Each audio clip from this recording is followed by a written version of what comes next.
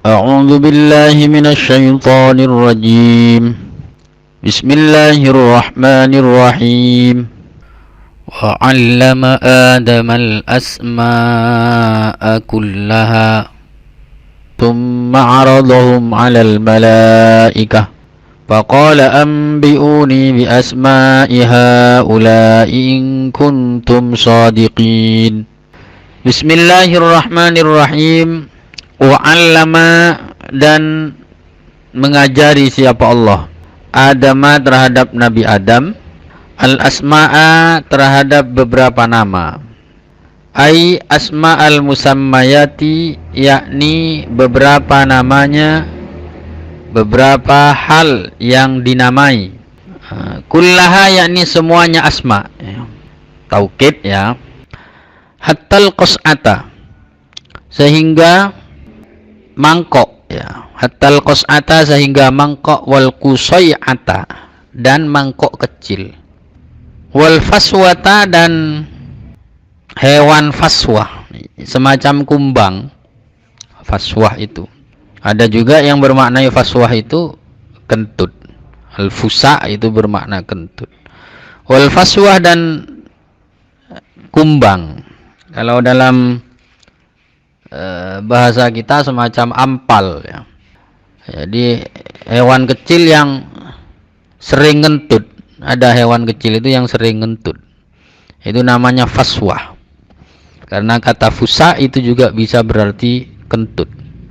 Hewan hitam semacam kumbang kecil dan sering mengeluarkan angin. Faswah namanya.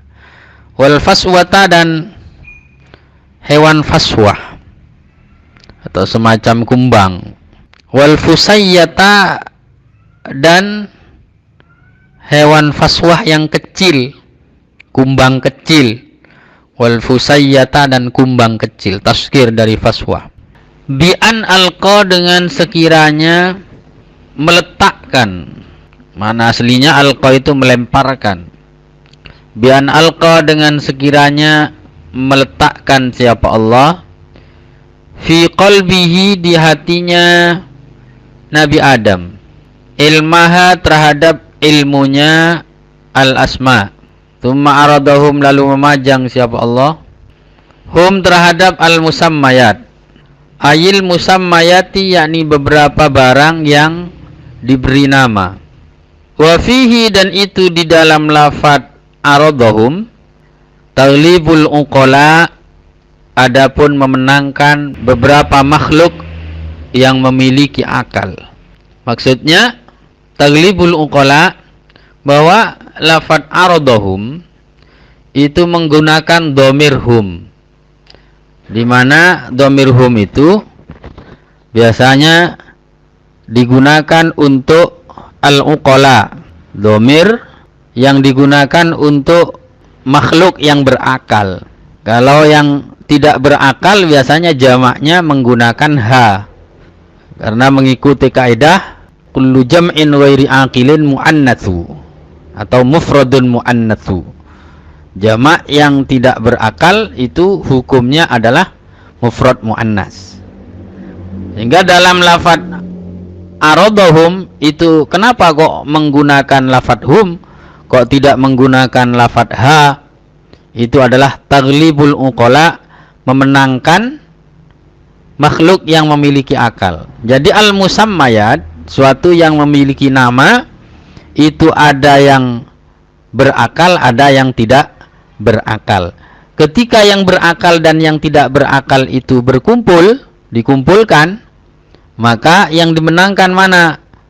Nah, dalam ayat ini memenangkan yang berakal. Nah, kalau dalam bahasa Arab ada istilah taglib. Ketika satu jenis berkumpul dengan jenis yang lain, maka cara penyebutannya ketika dijadikan satu itu ada yang dimenangkan. Contohnya, bila laki-laki berkumpul dengan perempuan, maka domirnya menggunakan domir mudzakkar. Itu namanya taglib. Nah, di sini yang tidak berakal berkumpul dengan yang berakal, maka yang ditaglib dalam ayat ini adalah yang berakal, sehingga domirnya menggunakan domir yang biasa dipakai untuk al-uqala, yaitu lafadz hum, domir hum. alal malaikati, atas para malaikat. Faqala, maka berfirman siapa Allah, lahum, kepada malaikat, tabkitan, untuk memberi teguran atau membuat diam, tidak bisa memiliki alasan. Ambiuni, ceritakanlah atau menceritakanlah siapa kalian ni terhadap aku. Akhbiruni, beritahukanlah ni terhadap aku.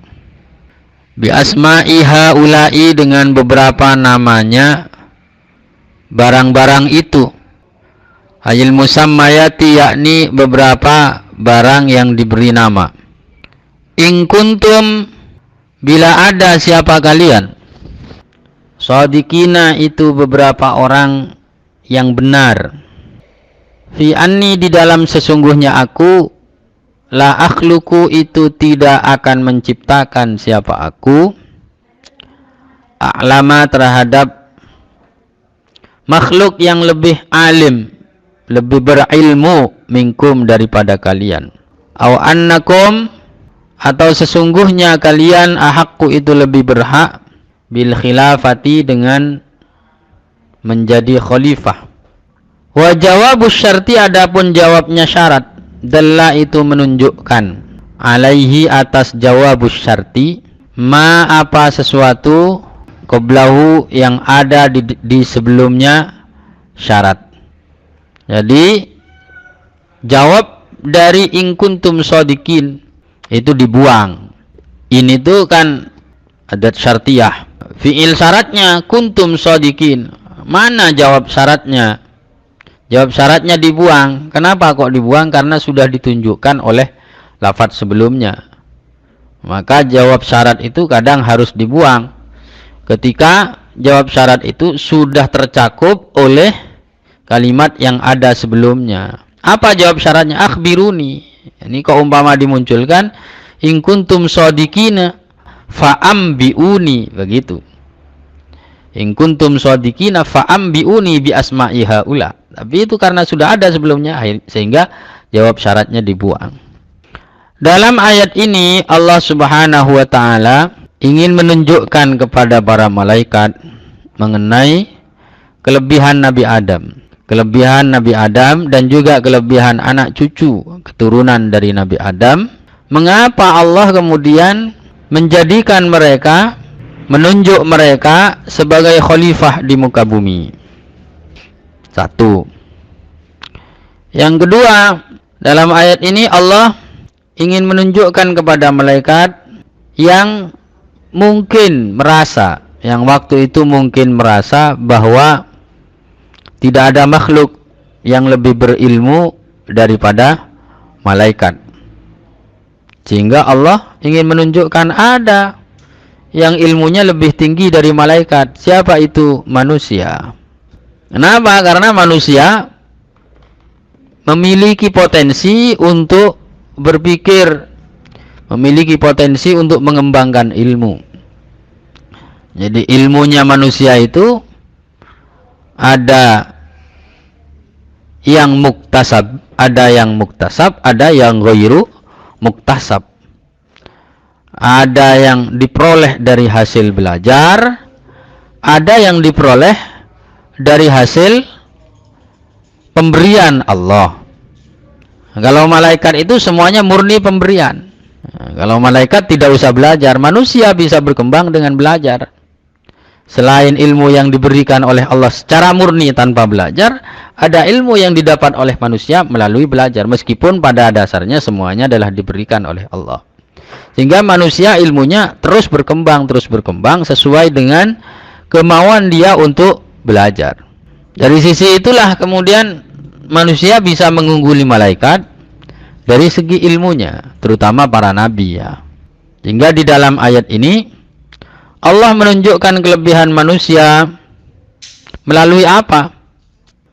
Dalam ayat ini Allah menunjukkan fadlul ilm, keutamaan ilmu. Betapa utamanya ilmu itu, betapa mulianya ilmu itu. Sehingga ketika Allah ingin menunjukkan keunggulan, hendak menunjukkan keunggulan dari manusia atas malaikat, maka yang dijadikan kelebihan manusia yang dijadikan sebagai sebagai patokan keunggulan atas malaikat itu adalah ilmu. Seandainya ada kelebihan manusia yang selain ilmu, maka tentu saja Allah akan menunjukkan hal itu, menjadikan hal itu untuk ditunjukkan kepada malaikat. Tapi ternyata pada waktu itu yang ditunjukkan oleh Allah kepada malaikat mengenai keutamaan manusia, kelebihan manusia adalah ilmu. Manusia itu bisa dikalahkan oleh hewan dalam banyak hal, kecuali dalam masalah ilmu. Kalau dalam masalah keberanian, manusia masih kalah dengan lalat misalnya. Lalat itu sangat berani, sehingga dia tidak takut meskipun harus masuk ke hidungnya hewan yang besar atau ke hidungnya manusia. Masih kalah dengan lalat. Dari segi kekuatan, manusia masih jauh kalah dengan tenaganya, masih jauh kalah dengan kuda, jauh kalah dengan unta, jauh kalah dengan sapi. Dari segi bentuk tubuhnya ya jauh kalah besar dari gajah, dan seterusnya dan seterusnya. Maka tidak ada sesuatu yang menjadi keunggulan manusia atas hewan misalnya, kecuali bahwa manusia itu adalah memiliki ilmu, memiliki akal pikiran. Itulah yang membedakan antara manusia dan hewan. Ketika manusia itu tidak memiliki ilmu dan tidak memiliki akal pikiran, akal budi, maka ya tidak ada bedanya dia dengan hewan. Karena itulah ilmu kemudian dijadikan standar oleh Allah untuk menunjukkan kelebihan, bahkan untuk menunjukkan kelebihan manusia di atas makhluk-makhluk yang lain, termasuk di atas malaikat. Kemudian ayat ini menurut beberapa mufassir juga menunjukkan bahwa annal lughah tauqifiyah, bahwa bahasa itu didapat oleh manusia pada awalnya melalui tauqif, atau suatu yang diajarkan oleh Allah secara langsung. Dari mana manusia itu bisa mengetahui bahasa? Itu dari tauqif. Kalau menurut Syekh Mutawalli Asy-Sya'rawi itu, ya, beliau memiliki karya Al-Adillah Al-Madiyah ala Wujudillahi Ta'ala. Al-Adillah Al-Madiyah ala Wujudillahi Ta'ala, dalil-dalil materi, bukti-bukti materi mengenai wujudnya Allah. Salah satu bukti yang dibahas oleh Syekh Mutawalli Asy-Sya'rawi dalam kitab itu adalah bahasa. Bahasa itu menunjukkan wujudnya Allah.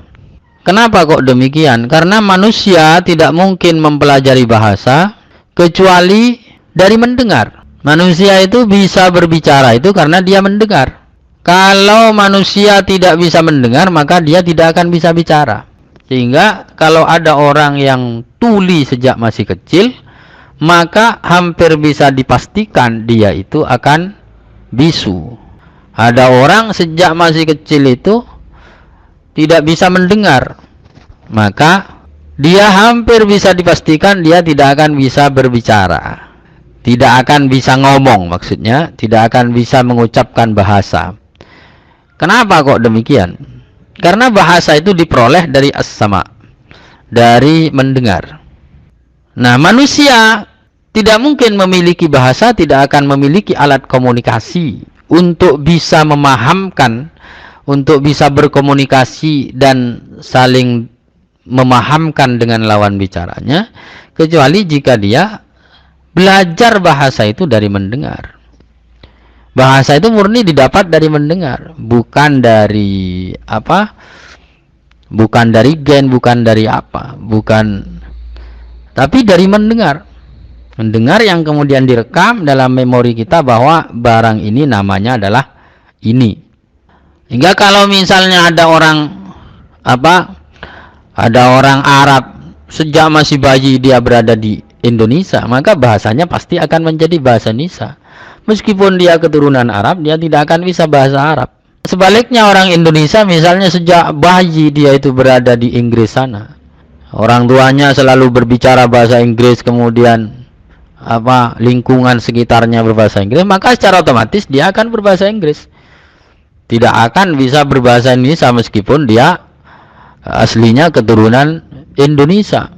Hal itu kalau ditarik, manusia mendapatkan bahasa itu dari mendengar. Yang manusia A dari manusia sebelumnya, dari generasi sebelumnya, dan seterusnya sampai pada generasi pertama. Dia mendengar dari siapa? Kalau generasi sekarang mendengar dari kita, mendengar dari ayah, ibu kita, dan generasi yang sebelum kita, dan seterusnya sampai pada saat manusia pertama. Dia mendengarnya dari mana? Ya, jelas seperti dinyatakan dalam ayat ini, wa 'allama Adamal asma'a kullaha. Yang mengajarkan bahasa kepada Nabi Adam itu Allah secara langsung. Allah yang kemudian membuat Nabi Adam itu mengetahui nama benda-benda secara lengkap. Ini namanya ini namanya ini namanya ini. Dan mengerti tentang bahasa. Itu dinyatakan dalam Al-Quran demikian. Dan secara nalar itu sangat masuk akal. Sehingga Syekh Mutawalli Asy-Sya'rawi menjadikan bahasa itu sebagai salah satu bukti mengenai keberadaan, mengenai wujudnya Allah Subhanahu wa ta'ala. Selanjutnya, qalu subhanaka. Qalu, berkata siapa malaikat. Malaikat itu jamak ya. Jamak dari lafaz malakun, sehingga domirnya pakai domir jamak di sini. Qala, qalu. Kalau mufradnya dari lafaz malakun, jamaknya malaikatun. Tapi dalam bahasa Nisa kemudian malaikat itu dianggap sebagai mufrad, sehingga orang Indonesia bilang malaikat Jibril, tidak bilang malak Jibril. Malaikat Jibril ya sama dengan kata ulama. Ulama itu kan aslinya jamak dari alimun, jamak taksir dari alimun, fu'ala. Nyampe ke bahasa Indonesia ulama itu jadi mufrad, sehingga dalam bahasa Indonesia kita menyatakan para ulama menjadi mufrad dalam bahasa Indonesia. Sama dengan dalam bahasa Indonesia menyatakan para malaikat. Seperti dalam nazam kita, para malaikat harus dipercaya, makhluk suci tercipta dari cahaya. Dalam bahasa Indonesia itu menjadi mufrad, padahal aslinya jamak. Dalam bahasa Arab aslinya adalah jamak. Qalu, berkata siapa malaikat, subhanaka, maha suci engkau. Nah, kalau secara i'rab ini menjadi maf'ul mutlak. Subhanaka, dengan menyucikan engkau. Ada fiil yang dibuang sebelumnya. Subhanaka, maha suci engkau. Aitan zihan, yakni dengan menyucikan, laka kepada engkau, anil i'tiradi, dari memprotes, alaika, atas engkau. Malaikat menjawab, subhanaka, maha suci engkau ya Allah, kami tidak memprotesmu. Malaikat menyatakan demikian, maha suci engkau untuk diprotes oleh kami. Allah tidak ada yang berhak mempertanyakan apa yang dilakukan oleh Allah Subhanahu wa ta'ala. Karena ketika kita menyikapi fi'lullah, maka pada akhirnya kita harus sampai kepada la yus'alu amma yaf'al.